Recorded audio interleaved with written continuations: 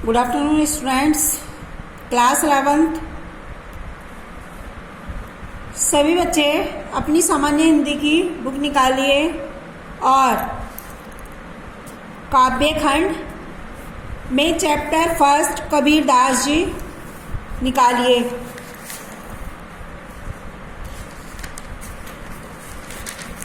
प्यारे बच्चों, जैसा कि आप कबीर दास के बारे में पहले भी पढ़ चुके हो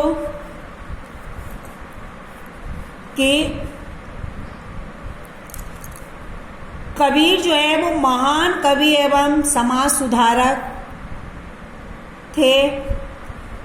आइए इनके बारे में थोड़ा सा और आपको जानकारी दे दें।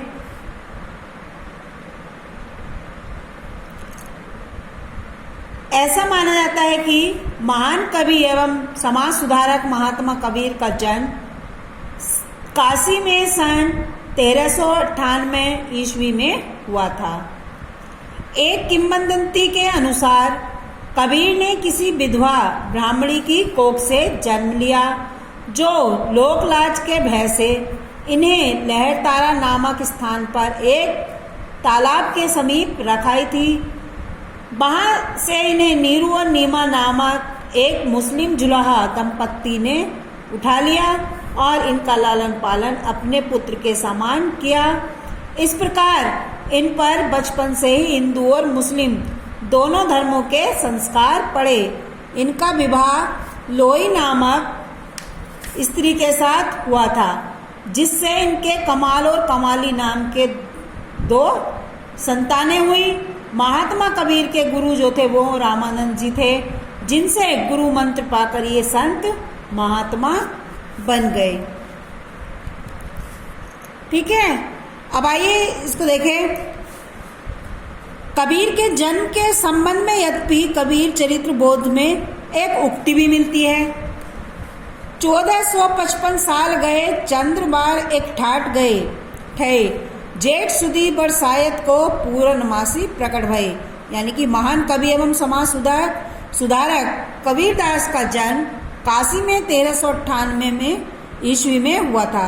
एक किंवदंती के अनुसार कबीर ने किसी विधवा ब्राह्मणी की कोख से जन्म लिया, जो लोक लाज के भय से इन्हें वाराणसी के लहरतारा नामक स्थान पर एक तालाब के समीप छोड़ आई थी।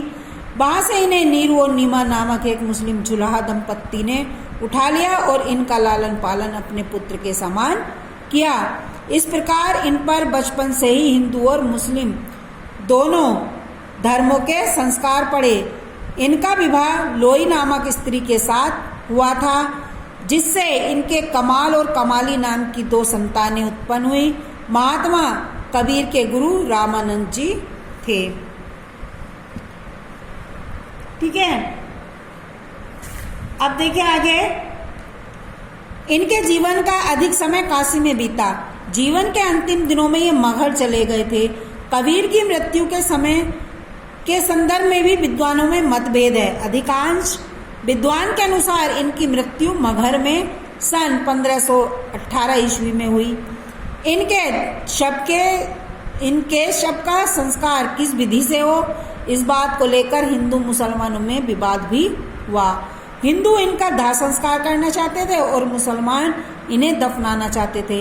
एक किंवदंती के अनुसार जब इनके शव पर से कफन उठाया गया तो सबके स्थान पर पुष्प राशि दिखाई दी, जिसे दोनों धर्मों के अनुयायियों ने आधा आधा बांट लिया और दोनों संप्रदायों ने उत्पन्न वाद विवाद समाप्त हो गया।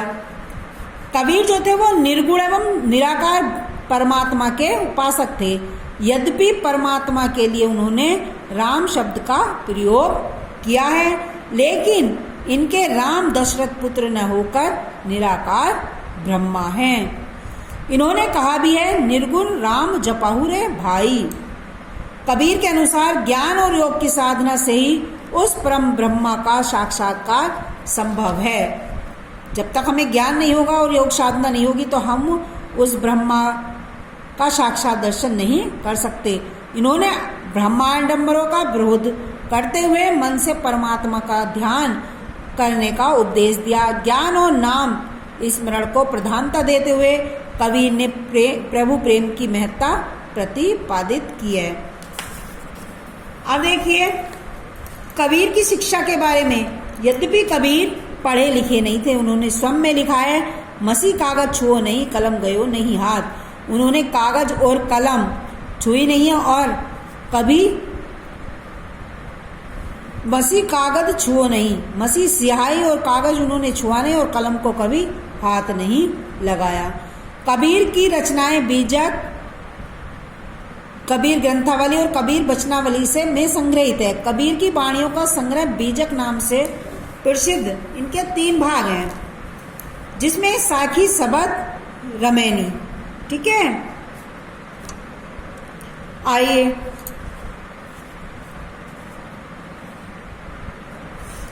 कबीर ने अलंकारों का स्वाभाविक प्रयोग किया है। इन्होंने अलंकारों को कहीं भी थोपा नहीं है। कबीर के काव्य में रूपक, उपमा, अनुप्रास, दृष्टांत, अतिशयोक्ति आदि अलंकारों के प्रयोग अधिक हुए हैं। कबीर को दोहा और पद अधिक प्रिय रहे। इन्होंने साखियों में दोहा तथा सबद व रमैनी में गै पदों का प्रयोग किया है। कबीर के काव्य में प्रतीकों की अधिकता है। साधनात्मक रहस्यवाद में तो प्रतीक सर्वत्र विद्वान है। समानतः इन्होंने दीपक को हृदय, शरीर तथा ज्ञान को तेल, प्रभु भक्ति का अहटट बाती, साधु अथवा ज्ञानियों से की गई अटूट वार्ता को आत्मज्ञानी रूपी बत्ती का तथा हटट झोपड़ी को संसार का प्रतीक माना गया है। ठीक है, अब आइए इनका लिखा साखी। साखी में देखिए फर्स्ट चैप्टर, आइए इनके बारे में हम आपको थोड़ा सा कुछ बता दें। क्या बताया इन्होंने?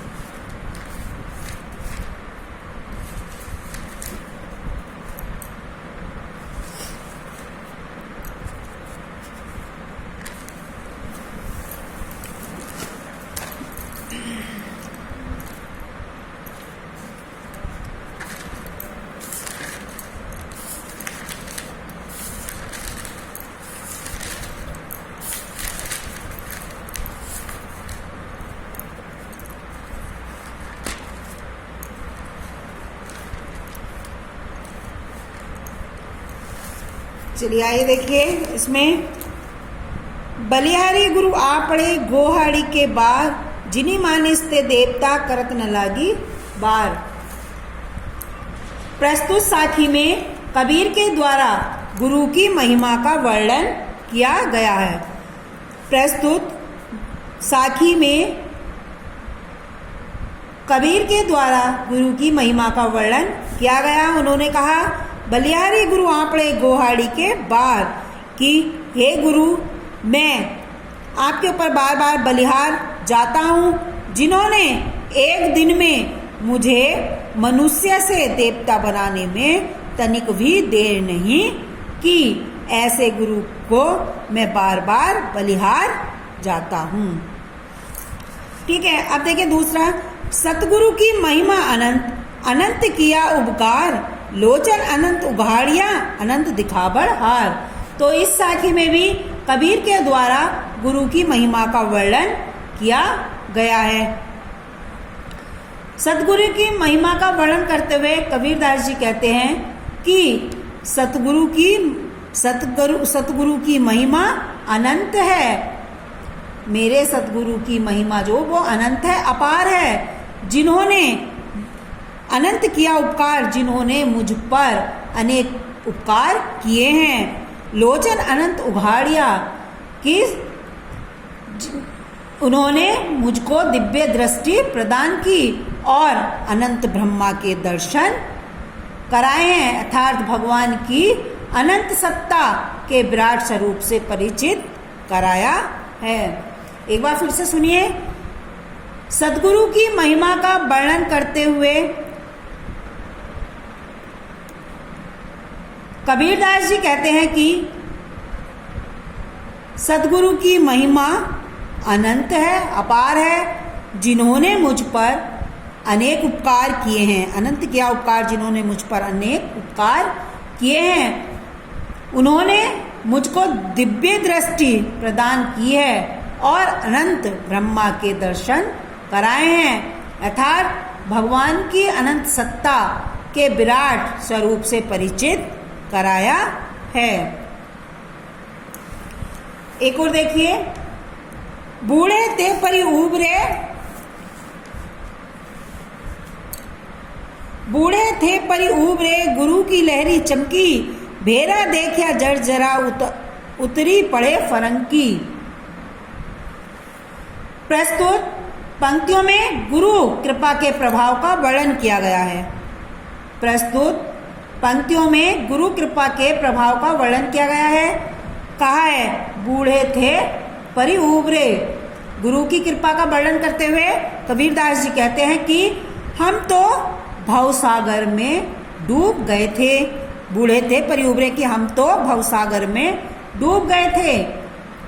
इतने में ही गुरु की लहरी चमकी, इतने में ही गुरु की ज्ञान लहर चमक उठी।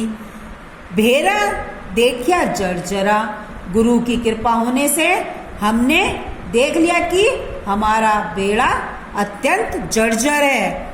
उतरी पड़े फरंकी, गुरु की कृपा से हमने देख लिया कि हमारा बेड़ा यानी नाव अत्यंत जर्जर है, टूटी फूटी है, अतः हम उससे उछलकर कूद पड़े और अलग हो गए। उतरी पड़े फरंकी, उतर गए और अलग हो गए। इस प्रकार गुरु द्वारा प्रदत्त ज्ञान के कारण हमारा सांसारिक मोह समाप्त हो गया और हम भावसागर से पार हो गए। एक बार फिर से सुनिए, प्रस्तुत पंक्तियों में गुरु कृपा के प्रभाव का वर्णन किया गया है। कहा गया कि बूढ़े थे परी उबरे की गुरु की, इसमें कबीरदास जी ने गुरु की कृपा का वर्णन करते हुए कहा कि हम तो भवसागर में डूब ही गए थे। इतने में गुरु की कृपा से ज्ञान लहर चमक उठी। गुरु की कृपा से हमने यह देख लिया कि हमारी नाव जो है वो जर्जर है, अतः हम उससे उछलकर कूद गए और अलग हो गए। इस प्रकार गुरु द्वारा दिए गए ज्ञान के कारण हम सांसारिक मोह से छूट गए और हम भावसागर से पार हो गए। धन्यवाद बच्चों, आज के लिए इतना ही।